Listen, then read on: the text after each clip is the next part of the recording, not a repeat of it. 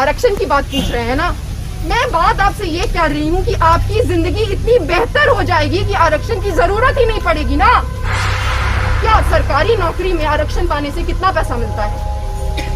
Private नौकरी में नौकरी पाने से कितना पैसा मिलता है? अंतर नहीं पता है यहाँ पे लोगों को। कितने लोग मिले यहाँ पे नीतीश जी से? मैं इतने छोटे से उनको देख रही हूँ, कोई आते भी नहीं है यहाँ पे आप लोगों के। अगर पीछे होते तो आज व्यक्तियों से सहमत नहीं हूँ, पर उनका नाम मैंने इसीलिए लिया है क्योंकि हमारे देश का इतिहास रहा है कि महिला नेताएं भी हुई हैं। पढ़ा लिखा नेता तो देखा ही नहीं है, क्योंकि जितने भी नेता हैं, चाहे वो महिला हो या पुरुष हो, कोई पढ़ा लिखा नहीं होता आज के हमारे इस देश में। लेकिन हुए हैं। 74 साल पहले हम लोग आजाद हुए थे। बहुत सीधी सी बात करूंगी, बहुत स्ट्रेट फॉरवर्ड। आप लोगों को शायद ये समस्या उतनी गंभीर नहीं लगती है क्योंकि सबको आदत हो गई। मैं जहां भी जाती हूँ, जिस भी जिले में, जिस भी गांव में, हर जगह की हालत बहुत खराब है। सरकारें कहीं नहीं होती। आपके साथ थोड़ा सा प्लस पॉइंट ये है कि आप पटना में हैं, तो सरकारें जो हैं वो यहाँ बैठती हैं, थोड़ा दूरी सही, लेकिन यहीं बैठती हैं, यहीं से सब कुछ करती हैं, मैनेज करके। नीचे कोई जाता नहीं है, यहाँ भी कोई आता नहीं होगा, आई एम श्योर। तो 74 साल पहले हम आजाद हुए, ये तो सबको पता होगा यहाँ पे। It's not a new information. क्यों आजाद हुए थे? क्योंकि ऊपर में जो बैठे लोग थे वो हमसे चुरा रहे थे। यही कारण था। जो ब्रिटिश लोग थे, ब्रिटिश हुकूमत, लोग नहीं, ब्रिटिश हुकूमत, वो हमसे चुरा रही थी, हमें आर्थिक रूप से कमजोर कर रही थी। इसीलिए हम आजाद हुए थे, जिस आजादी के लिए हमारे देश के इतने सारे लोग सूली पे चढ़ गए, गोली के सामने जाके खड़े हो गए, अपनी जान दे दी। आज के लिए सारी बातें ऐसे रफा दफा हो गई। अब तो नहीं कोई जान दे रहा, तो क्या फर्क पड़ता है। उसके बाद उस वक्त में जब हम आजाद हुए थे तो बिहार भी बहुत अच्छा कर रहा था, वैसा ही कर रहा था जैसे कि बाकी सारे देश थे। अच्छा कर रहा हो या बुरा कर रहा हो, एक ही पायदान पे सारे राज्य थे हमारे देश में जब हम आजाद हुए थे। उसके बाद वक्त बीता, फिर 30 साल पहले देश में एक घटना हुई। वो घटना ये थी जो इकोनॉमी से संबंधित थी। कोई नेता आजकल इकोनॉमी की भी बातें नहीं करता, तो ये भी थोड़ी अलग बात शायद आपके कानों में लगे। पूरा देश ग्लोबलाइज हुआ था, मतलब कि पूरे देश की जो इकोनॉमी थी वो खोल दी गई थी। जब इकोनॉमी खोली, मैं तथ्यों की बात करती हूँ क्योंकि थोड़ी पढ़ी लिखी हूँ, तो ऐसी जुमलों वाली बातें मुझसे की ही नहीं जाती हैं। पूरा देश के आपके जितने राज्य हैं वो 30 साल की उस घटना की वजह से बिल्कुल ऊपर चले गए। और हमारे साथ क्या हुआ? हम नीचे चले गए। सच्चाई यही है, फैक्ट जिसको कहते हैं, फैक्ट वो यही है, हम नीचे चले गए। प्रश्न ये है जो पूछने की जरूरत है कि हम नीचे क्यों चले गए। 30 साल में जब पूरा देश आगे बढ़ रहा था, जब रोजगार आ रहे थे, जब इन्वेस्टमेंट्स आ रहे थे, तो हम नीचे क्यों जा रहे थे? उसका कारण है ये सारे नेता, और कोई कारण नहीं है। कहते हैं लोग कि बिहार में लोगों की क्या करेंगे, बिहार में लोगों की किस्मत खराब। कहते हैं ना, आपके जो माननीय मुख्यमंत्री हैं वो कहते हैं हथुआ नक्षत्र आ गया, ये हो गया, मैं क्या करूं, सब कुछ तो ऐसे ही है, क्या कर सकते हैं, एटसेट्रा एटसेट्रा। कोई किस्मत खराब नहीं है। जब यहीं पे खड़े लोग बाहर जाते हैं नौकरी की तलाश में, तो किस्मत अच्छी हो जाती है ना। यहाँ पे कोई नौकरी ही नहीं है। आपके देश में कोई भी ऐसा राज्य है जहाँ पे कि एक भी उद्योग नहीं हो? आपके राज्य को छोड़ के नहीं है?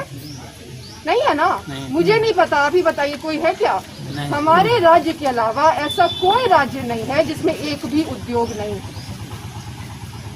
सभी तो पढ़े लिखे लोग नहीं होते।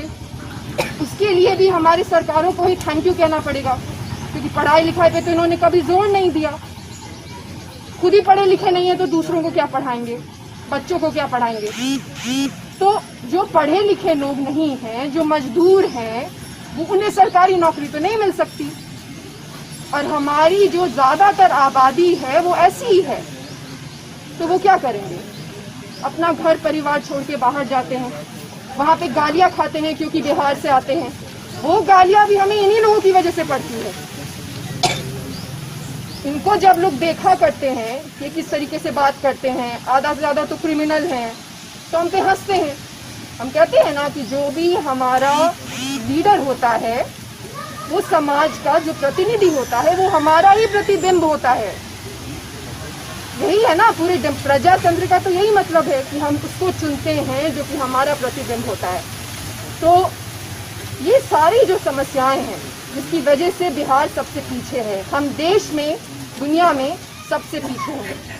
कोई नंबर नहीं है वो, उसका मतलब ये है कि हमारी जो आय है वो पूरे देश में सबसे कम है। जो सबसे पढ़े लिखे 2 लोग थे उसमें एक थे डॉक्टर राजेंद्र प्रसाद, दूसरे थे जयप्रकाश नारायण। इन्होंने भी अमेरिका से पढ़ाई की थी, फिर यहाँ पे आ गए। अच्छे नेता थे, इसमें तो किसी को यहाँ पे डाउट नहीं होना चाहिए। तो साक्ष्य यही कहता है। तीसरे जो थे जहाँ से मैंने पढ़ाई की है वहीं से उन्होंने पढ़ाई की थी, B.R. अम्बेडकर। उन्होंने आपके देश का संविधान लिखा है। बाकी तो मैं दिल चीर के नहीं दिखा सकती, पर यही एक मौका है। इसको कोई चुनाव मत समझिए, क्योंकि मेरे लिए ये चुनाव नहीं है। मैंने अपना सब कुछ छोड़ दिया है इस जगह को बदलने के लिए, ये जानते हुए कि इस जगह को बहुत आसानी से बदला जा सकता है।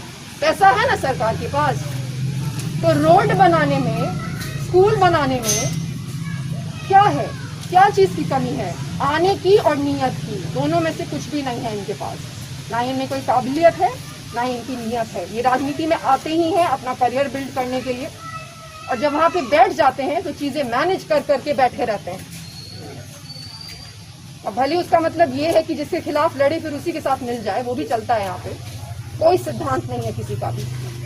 कितनी सी बात है, सब मैंने सही बात साफ तरीके से आपको कह दी है। मैंने तो अपनी जिंदगी बर्बाद कर ली है, क्योंकि मैं उन्हीं पागलों की जैसी हूँ। एक वक्त में आए थे ना छोड़ छाड़ के सब कुछ यहाँ पे, जिन्होंने देश बनाया था, सब विदेश से सब कुछ छोड़ के चले आए थे। वैसे कुछ लोग होते हैं जिनमें धुन होती है चीजें करने की। मेरी जिद है कि मैं ये करूंगी ही। आप लोग समर्थन नहीं देंगे तो बाकी जो बच्चे हैं उनसे समर्थन लेके किया जाएगा। 1.25 करोड़ ही वोट चाहिए होता है, सब आंकड़ों का खेल है। 1.25 करोड़ वोट में ले आऊंगी, पर मैं यहाँ आई हूँ आप लोगों को ये बताने के लिए कि ये कोई चुनाव नहीं हो रहा है, ये क्रांति हो रहा है। खासकर युवाओं को बताना चाहूंगी, हमारे यहाँ जनरेशन आफ्टर जनरेशन सिर्फ बर्बाद हुए। कम से कम जो बच्चे हैं, और यंग का मेरा मतलब 40 वाले यंग नहीं है, वो राजनीति में जो 40s के ऊपर वाले लोगों को भी यंग कहा जाता है, 40s नहीं, 50s के ऊपर वालों को नहीं, तो 20s में जो लोग हैं उनको मुझे रोजगार देना है। इसी राज्य में रोजगार देना है, बाहर जाके जूता खाने की जरूरत नहीं है, वो मैं दूंगी।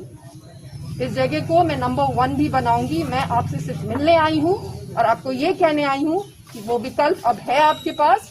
इसको एक क्रांति समझिए और बिहार को बदलते हैं। जैसे जैसे इलेक्शन नजदीक आएगा, यहाँ पे जाति और धर्म की बातें होंगी, यही होगा। मैं हर जाति हर धर्म का सम्मान करती हूँ। मेरा अपना धर्म है, I am a born Hindu, इसमें तो कोई वो नहीं है, मैं हिंदू हूँ धर्म से। आरक्षण में मैडम, आरक्षण SC/ST पर क्या स्टैंड है? मुझे बोलने दीजिए, फिर आपके प्रश्न का जवाब दीजिए। मैं हर धर्म और हर जाति को मैं सम्मान करती हूँ। मेरे लिए जिंदगियां जरूरी हैं, सारी जो भी जिंदगियां हैं। रिप्रेजेंटेशन जिसके बारे में आप पूछ रहे हैं, सबका होना चाहिए, लेकिन उस पर आइडेंटिटी पॉलिटिक्स नहीं होनी चाहिए, क्योंकि हर जगह हर जाति और हर धर्म के लोगों की एक ही हालत है।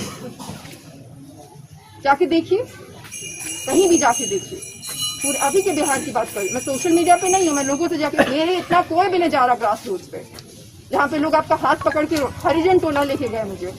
ठीक है, एक छोटी सी बात बताती हूँ। आरक्षण खत्म होना चाहिए कि नहीं आपके पार्टी का स्टैंड? मैं जो बोल रही हूँ वो सुनिए ना, आप जवाब दीजिए ना। मेरे हाथ में थोड़ी है खत्म करना। आपका स्टैंड क्या है, खत्म होना चाहिए या नहीं? किसका आरक्षण? हम लोग आरक्षण के मारे हुए हैं। क्या हुए हुए हैं? आरक्षण के मारे हुए हैं हम लोग। ये फॉरवर्डों का गाँव है। फिर से आप वही बात करने लगे, जिसकी जिंदगी इतनी बेहतर हो जाएगी तो क्या आरक्षण की जरूरत पड़ेगी? अभी एट प्रेजेंट बोलिए, 10 साल हो गए, 70 साल हो गए, कोई भी नई पार्टी आती है आरक्षण और SC/ST को लेकर के स्टैंड ही नहीं लेती। मैं क्या बोली अभी? मैंने क्या बोला अभी? अगर हमारी जिंदगी, कहाँ आंसर मिला सर? नहीं सुनिए, आंसर दे ही नहीं, आप सुनना ही नहीं चाहते।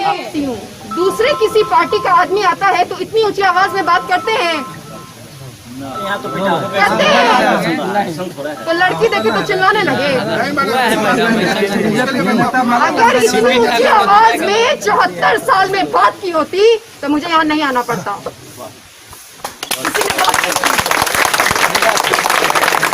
ने बात अभी आएंगे ना पहन के, जो आते भी नहीं हैं। आपके जो मुखिया हैं, कितने लोग मिले यहाँ पे नीतीश जी से? मैं इतने छोटे से उनको देख रही हूँ, कोई आते भी नहीं है यहाँ पे आप लोगों के। अगर पूछे होते तो आज ये प्रश्न नहीं पूछना पड़ता।